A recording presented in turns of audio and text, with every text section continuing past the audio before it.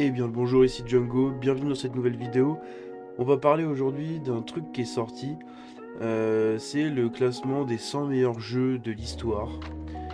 C'est assez intéressant et en même temps c'est aussi prévisible en fait quand on s'intéresse aux jeux vidéo en général. Donc c'est ce qu'on va voir aujourd'hui. Alors, Breath of the Wild classé meilleur jeu de tous les temps par certains développeurs et critiques. Je crois qu'il y a eu un jury de 100 personnes hein, quand même, de 300 personnes pardon. Donc pour établir justement la liste des 100 jeux vidéo, on va commencer l'article. Nous sommes peut-être à deux dormeurs, donc de nuit, hein, de la sortie très attendue de The Legend of Zelda Tears of the Kingdom. Et oui, parce que l'article a été publié mercredi et le jeu est sorti du coup vendredi. Sur la Nintendo Switch, mais son prédécesseur Breath of the Wild vient d'atteindre l'impressionnante distinction d'être classé comme le meilleur jeu de tous les temps, selon un groupe de notables de l'industrie au moins. Donc ouais, ça, ils étaient à peu près 300. Mercredi, GQ a publié une liste essayant de classer 100 des meilleurs jeux vidéo de tous les temps. La liste des meilleurs jeux de GQ a été construite à l'aide d'une liste de 300 experts, y compris des développeurs de jeux vidéo, des journalistes et des influenceurs. Chacun d'entre eux a soumis un top 10 de ses jeux préférés. Sur les 652 jeux quand même, hein, soumis à GQ, Breath of the Wild a non seulement reçu le plus de votes, mais s'est également classé dans le numéro 1 du peuple le plus haut que tout autre rival. Bon, c'est la traduction, hein, mais en gros, il est au top du classement. Breath of the Wild a changé le jeu pour beaucoup de gens, donc le gaming hein, pour beaucoup de gens. Dans son texte de présentation sur le fait que Breath of the Wild est le meilleur jeu vidéo de tous les temps, GQ a déclaré que le titre de lancement de Nintendo Switch en 2017 a changé combien ont vu des expériences en monde ouvert. Et en fait c'est ça, bon la traduction est encore hasardeuse, mais en gros c'est qu'il a changé la vision du gaming de beaucoup de personnes en fait. Beaucoup de gens qui étaient bloqués parce qu'en plus 2017 on était vraiment en plein dans les actions aventures, les open world un peu bateau, enfin tout le monde avait un peu la même recette. Et d'un seul coup, pouf, Breath of the Wild arrive, il vous met pas de points, pas de carte, que dalle, il vous dit juste, enfin si il y avait une carte mais vous avez pas d'objectif, vous avez pas de point d'interrogation à tel ou tel endroit, vous voyez juste tout au loin un sanctuaire à aller explorer par exemple, et vous avez envie d'y aller, vous y allez, et puis sur le chemin vous allez voir plein d'autres choses, etc. etc. Enfin, Breath of the Wild quoi, exactement comme le fait Tears of the Kingdom maintenant quoi.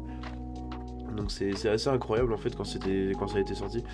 Avec son approche libre de l'exploration, du combat et des puzzles, le dernier point de GQ est évident dans le fait que les gens découvrent encore des secrets et de nouvelles façons loufoques de résoudre les énigmes de Breath of the Wild 6 ans après sa sortie.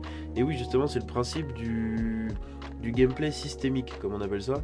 C'est-à-dire qu'en gros, par exemple, vous pouvez dire que dans le jeu, vous autorisez qu'une pierre soit poussée et qu'elle puisse rouler à l'infini tant qu'il y a une descente. Et ben du coup, il y a des mecs qui ont réussi à ouvrir des portes et voilà, et par exemple une porte qui peut être brisée par une pierre, et ben il y a des mecs qui ont réussi à briser des portes en balançant une pierre ou une boule de neige de tout en haut d'une montagne pour exploser la porte en bas, alors qu'à la base il y avait peut-être une autre solution, une clé à trouver, un truc. Enfin, c'est ça en fait, le gameplay systémique, c'est vous établissez des règles de base dans un univers, et ces règles de base, quand elles s'interchoquent, bah ça marche en fait. Là où dans beaucoup de jeux ça marche pas, ça bug, ou juste bah ça fait de la merde, et ben dans un jeu qui est prévu pour le systémique, les règles vont marcher. Donc des fois vous avez des trucs un peu chelous, mais qui sont logiques en fait parce que ça suit les règles de base de l'univers quoi. Donc c'est pas mal. Dans notre revue Breath of the Wild à l'époque, nous avons dit que ne peut pas est un mot qui viendra rarement à chaque fois que les joueurs parleront du jeu avec leurs amis, parce que le jeu vous permet de décider comment vous montrer au zénith du temple du temps ou descendrez dans l'abîme le plus profond d'Hyrule. Que ce soit ou non lié des ragdolls de manière hilarante tout en faisant exploser des choses dans le processus, n'est qu'une partie du charme de Breath of the Wild. Donc voilà, hein, c'est à peu près ce que je viens de vous résumer. Et justement, on a la liste du coup des 10 meilleurs jeux. Donc il n'y a, pas les 100, hein, mais on a le top 10. Et en fait, bah, c'est complètement logique parce que c'est les jeux qui ont eu le plus de succès. Hein. Donc on a The Legend of Zelda, pardon, Breath of the Wild en top 1. Bon, c'est traduit hein, du coup en français. Hein. Mais The Last of Us en deuxième, Tetris. Bon, moi Tetris, je l'aurais pas mis là, hein, clairement, je l'aurais peut-être mis dans le top 20, allez, dans le top 20. Mais bon, dans le top 3, ça fait même pas abuser, maintenant le jeu est dépassé. Le jeu vidéo a plus rien à voir avec ce que c'était à l'époque. Bon, bref. Bloodborne en 4, ouais, moi j'ai pas aimé le jeu, mais ouais. The Witcher 3, Wild Hunt, évidemment. Mass Effect 2, c'est le meilleur Mass Effect.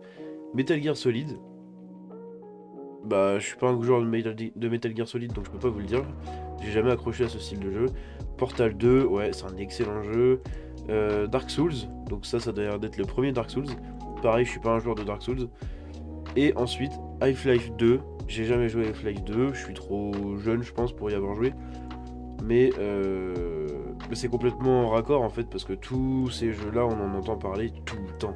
Tout le temps, et tout le temps en bien. Et il y a des gens qui ont des souvenirs de malades avec ces jeux-là. Et chacun de ces jeux-là, quand ils sont sortis, ils ont retourné l'industrie. Breath of the Wild a retourné l'industrie pour ça.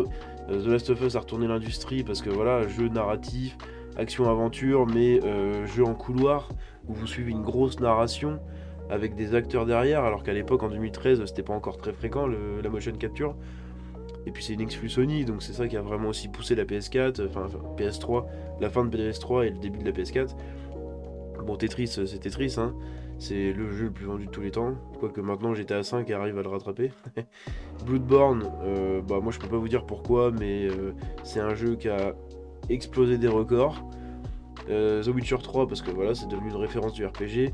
Mass Effect 2, c'est devenu une référence des narrations et de systèmes de choix aussi dans les dialogues.